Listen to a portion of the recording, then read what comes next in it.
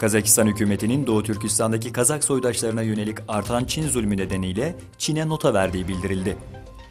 Ancak Çin'in en ağır zulmüne maruz kalan Doğu Türkistanlı Uygurların yetimliği ve kimsesizliği daha derin hissediliyor. İşgalci Çin'in Doğu Türkistan'daki zulüm, dini ve milli soykırım uygulamalarından kaçan Uygurlardan 11 kişi Malezya'da tutuklu bulunuyordu. Çin'in siyasi ve ekonomik baskılarına karşı bu sığınmacı Uygurların Çin'e teslim edilmemesi için Malezya Krallığı Barosu 15 Şubat'ta bir açıklama yaparak bu Uygur grubunun Çin'e tesliminin insani tahammül ve kurallara ve Malezya yasalarına aykırı olduğunu ifade ederek bu mazlumların Çin'e iade edilmemesini talep etti. Çin ilk kez bir insanda kuş gribi virüsü türevi olan H7N4'ün görüldüğünü doğruladı. Hong Konglu yetkililer Bahar Bayramı nedeniyle Anakara'ya gidecekler için sağlık uyarısı yayımladı.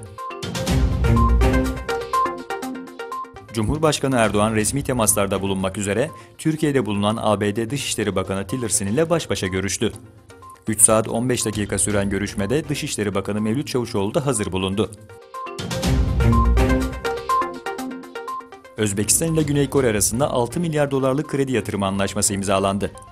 13 Şubat'ta imzalanan anlaşma iki ülke arasında Özbekistan'ın bağımsızlığını kazandığı günden beri yapılan en büyük anlaşma olarak ifade edildi. Küresel ve bölgesel güvenlik konularının ele alındığı dünyanın en önemli platformlarından Münih Güvenlik Konferansı bugün 16 Şubat'ta başlıyor. Konferansta NATO ve Avrupa Birliği arasında savunma birliği, Avrupa Birliği'nin Rusya ve Amerika Birleşik Devletleri ile ilişkileri masaya yatırılacak.